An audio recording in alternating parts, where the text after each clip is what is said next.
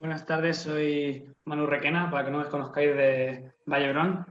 Y nada, vamos a hacer un update del manejo de la tensión arterial tras tratamiento endovascular, centrado en dos artículos que se han publicado recientemente. Como sabéis, en el tema de la tensión arterial y el ictus agudo, llevamos tiempo con la misma balanza en la que, por un lado, tenemos miedo al daño por reperfusión y al riesgo de transformación hemorrágica cuando tenemos tensiones muy altas. Y por otro lado queremos mantener la perfusión cerebral y puede ser que la tensión arterial nos ayude con el tema de las colaterales. Entonces, en esta balanza siempre tenemos el hecho de poner límites a la tensión arterial en los ictus agudos tratados, qué límites poner y si estos límites tienen que estar marcados por el grado de reperfusión. Ahora mismo lo que nos dicen las guías es que en pacientes tratados con trombectomía mecánica es razonable mantener una tensión arterial por debajo de 180, menor o igual a 180, 105 las primeras 24 horas. Y ya nos incluyen que en pacientes cuya recanalización sea exitosa, sería razonable mantenerlo por debajo de 180, 105. Las guías europeas nos dan recomendaciones similares, nos hablan de que durante la trombectomía no deberíamos tener caídas bruscas de la tensión, y en la revisión de expertos, los 11 expertos nos dicen que ellos verían bien el tema de adecuar el tratamiento de la tensión en función del grado de reperfusión. Para saber un poco y para ver de dónde vienen los estudios que presentaré, un poco de revisión bibliográfica previa. Los primeros artículos sobre tratamientos de reperfusión en el ictus, que son los del TPA, en los estudios piloto, para incluir a los pacientes se hablaba de tensiones por debajo de 200 de sistólica y 120 de diastólica, y ya nos decían que los pacientes que habían tenido hemorragias sintomáticas, los 3 primeros pacientes, todos tenían una tensión por encima de 160-90. Tanto es así que en los ensayos clínicos que se publicaron positivos del TPA en el 95, los criterios de inclusión ya era tensión por debajo de 185-110, y los mismos criterios se aplicaron para los ensayos de 3 horas y media, de 3 a 4 horas y media. Posteriormente a esto, varios estudios hablaron sobre la seguridad y la eficacia del tratamiento trombolítico con respecto a la tensión, y lo que vieron fue que en las primeras al menos 12 horas los pacientes que tenían una transformación hemorrágica sintomática tenían tensiones arteriales superiores a los pacientes que no tenían esta complicación. Y lo mismo cuando se habla de eficacia. En cuanto al ranking a los 3 meses, se veía que los pacientes con una tensión por encima de 160 tenían menor probabilidad de tener un buen pronóstico funcional que aquellos que tenían tensiones de 140-160 o menor de 140 las primeras 24 horas después del tratamiento fibrinolítico.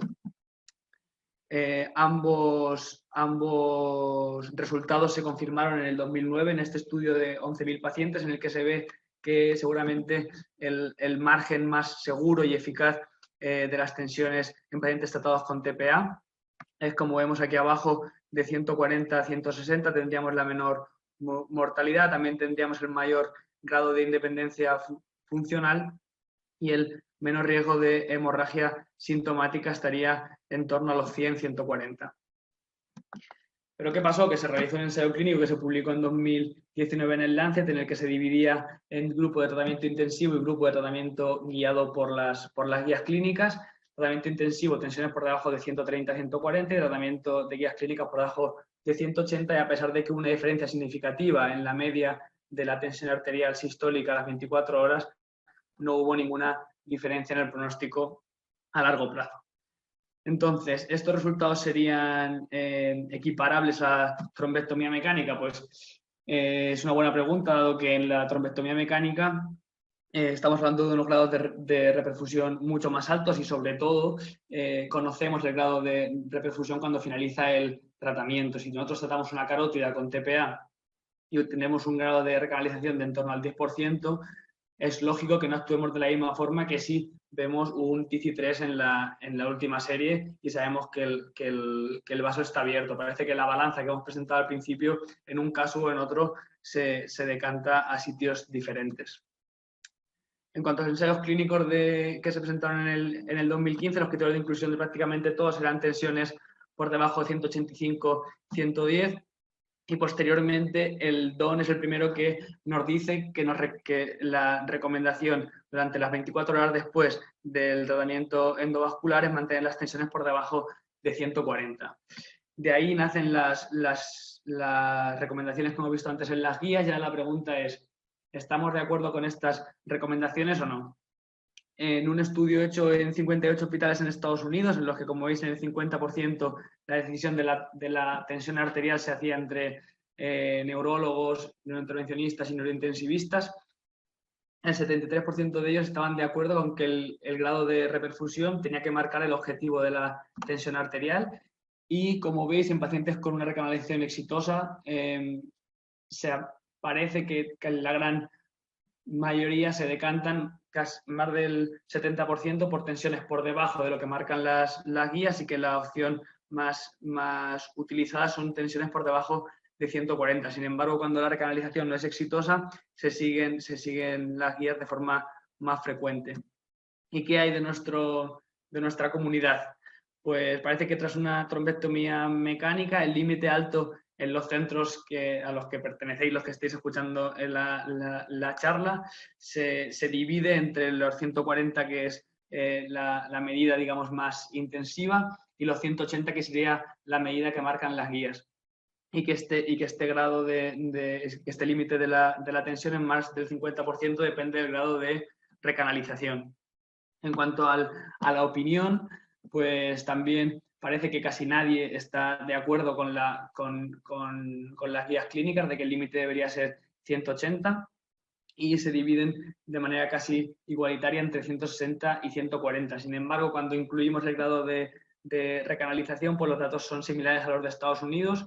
Hablamos de que un TIFI 0 a 2A, la mayor parte de la gente opina que deberíamos seguir las guías, y sin embargo un TIFI 2B3 se divide 160 a 140, cuando es una recanalización completa, prácticamente completa. Casi el 50% de los encuestados os manifestáis como que el límite máximo debería ser 140, que es un límite bastante agresivo en cuanto al tratamiento con drogas vasoactivas. Lo que se ha publicado antes de lo que presentaré ahora con respecto a la trombectomía mecánica, este es de los estudios más importantes, que es un estudio con 500 pacientes, en los que se ve que los pacientes con mejor outcome funcional a los 3 meses son los pacientes que tienen una menor tensión arterial, tanto sistólica como diastólica, en las primeras 24 horas, y que cuando ellos cogen un punto de corte, que sería el de 158, con una curva ROC,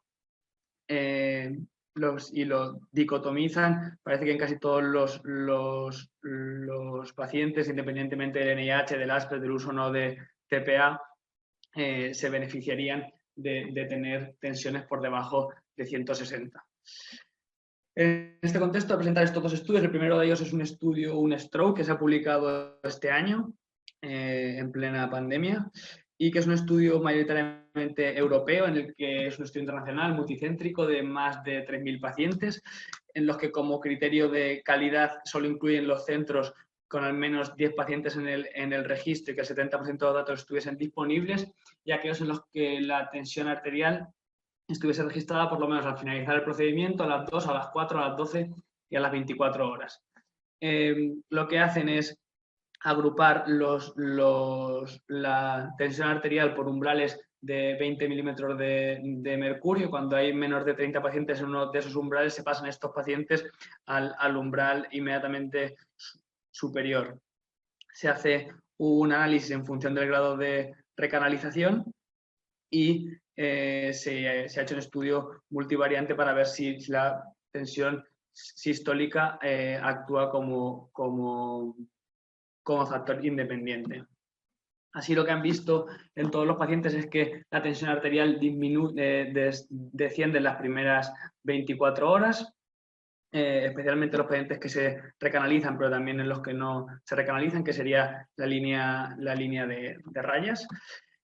Y lo que han visto, especialmente en los pacientes que consiguen un TIFI 2B3, es que la tensión tanto sistólica como diastólica en un modelo lineal se relaciona con un peor pronóstico del aumento de la tensión a los 3 meses, y con una mayor probabilidad de muerte y de hemorragia intracraneal.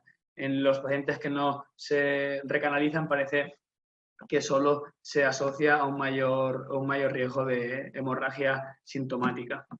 Han realizado un modelo de cómo se comporta, de cómo se relaciona la tensión con respecto a los pronósticos en función de la recanalización.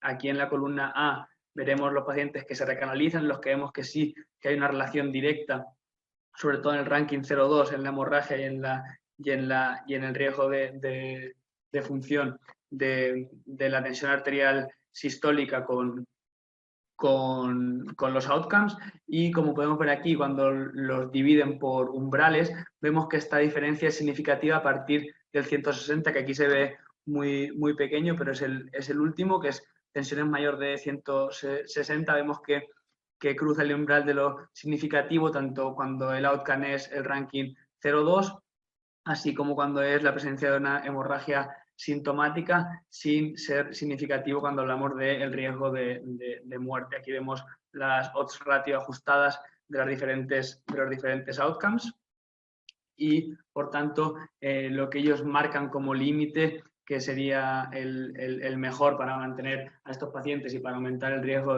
para aumentar la probabilidad de un buen estado clínico a los 3 meses y disminuir el riesgo de hemorragia, sería mantener las tensiones por debajo de 160. El segundo de los estudios es un estudio que a mí, la verdad es que me ha gustado mucho. Es un estudio que se ha realizado prácticamente en Estados Unidos y que se ha publicado en el Annals of Neurology con 1019 pacientes. En este caso, todos tenían un TICI 2B3 y un ranking previo de 0,2 y una escala de Aspects mayor a 6. En este estudio lo que se hace es que se dividen los grupos por el objetivo de la tensión, no por la tensión que han tenido, sino por el objetivo que se utilizaba en su centro para el manejo de la tensión. Así tenemos un objetivo intensivo, que es el de 140, un objetivo moderado, que es el de 160, y un objetivo que sigue en las guías, que es el de 180. Ellos marcan el objetivo de las guías como el objetivo con el que se comparan los otros dos. Así vemos las diferencias entre grupos. Principalmente las más importantes es que los pacientes que siguen el objetivo de las guías tienen unos tiempos menores hasta la recanalización, y una diferencia importante es que los pacientes que siguen el objetivo intensivo de manejo de la tensión tienen un mayor grado de recanalización completa. Cuando se comparan todos los pacientes, los 1019 pacientes, vemos que el mantener un objetivo de manejo intensivo de la tensión, es decir, tensiones por debajo de 140, aumentaba la probabilidad de tener un ranking 0,2 a los 3 meses y disminuía el riesgo de hemicraniectomía descompresiva, y sin embargo el mantener unas tensiones moderadas no se relacionaba con el ranking a los 3 meses en cuanto a un ranking 0,2, pero sí que parecía que disminuía el riesgo de mortalidad. Posteriormente hicieron un análisis cogiendo solo los 168 pacientes que llegaban con una tensión arterial por encima de 140 para darle más peso al manejo de la tensión arterial y a los tratamientos que se utilizaron. Y en este grupo de pacientes ven que tanto el manejo moderado como intensivo, cuando se compara con las guías clínicas, aumentan la probabilidad de tener un buen estado funcional a los 3 meses. El manejo moderado disminuiría la mortalidad y el manejo intensivo disminuiría la probabilidad de tener una hemorragia sintomática o de tener que requerir de una hemicraniectomía descompresiva. Estos mismos datos son los que se expresan en estas gráficas que vemos. Y por último, aquí lo que expongo son las conclusiones de los dos estudios, en los que básicamente el primero de ellos nos hablaba del corte de los 160 milímetros de mercurio, como os decía antes, y el segundo lo que concluye es que parece que no es un buen objetivo el mantener el objetivo de las guías, y que deberíamos ir a un objetivo más bajo, aunque por los datos que tienen no terminan de definir si debe ser el de 140 o el de 160. En este contexto hay varios ensayos clínicos en marcha que os presento dos que están registrados en el Clinical Trials, los dos con pacientes con recanalización exitosa con TICI mayor o igual a 2B. El primero de ellos se divide en 3 grupos, que son los 3 grupos que se han definido en el último estudio que os he dicho, 180, 160 y 140. El final o la presentación de resultados se planea para el 2023 y el segundo se divide en 2 grupos, 180 y 140, y se planifica para el 2024. Entonces, bueno, hasta entonces tendremos que manejarnos con evidencias preliminares, con evidencias de estudios retrospectivos como los que os he enseñado hasta ahora. Y bueno, no sé si tenéis algo que comentar. Por mi parte, esto es todo. Muchas gracias y bueno, espero que os haber arrojado algo de luz en el manejo de la tensión de estos enfermos. Muchas gracias, Manu. Luz, no, lo que nos has enseñado es lo ignorantes que somos. Yo he rellenado, te tengo que decir que yo he rellenado con la encuesta con lo que creía, no con lo que hacemos. Porque, te soy sincero, no sé hasta qué punto controlamos o sea, yo no sé cómo se controla en el OSPI este tipo de situaciones, ¿no? Yo creo que está bien poner en el foco que no todo es endovascular. De hecho, esta charla la voy a poner en la parte de no todo es endovascular del Combine. Una pregunta. Yo lo que me queda decirte o preguntarte es ¿cómo lo harías tú?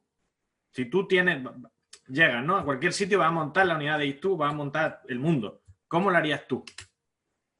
Yo creo que con los datos que tenemos y, bueno, teniendo en cuenta que al final cuando decimos de tratar la tensión a un paciente que está en ayunas, la mayoría de las veces estamos hablando de fármacos que no son innanes, estamos hablando de labetalol, de nitros o durapidil. Yo creo que a día de hoy con lo que tenemos y siguiendo criterios de seguridad, yo haría recanalización exitosa a tensiones por debajo de 160. Recanalización no exitosa, tensiones por debajo de 180.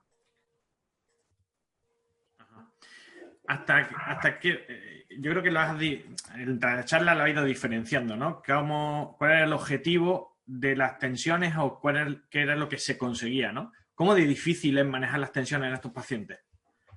Claro, depende mucho del estado basal del paciente. Hay pacientes que se manejan con 200 de sistólica en casa y que en el hospital son 2 bombas, lo que también es verdad que muchos pacientes llegan muy hipertensos y lo que hemos visto en el primer estudio es que por el propio tratamiento del ictus las tensiones tienden a descender porque tendemos a perder, ¿no?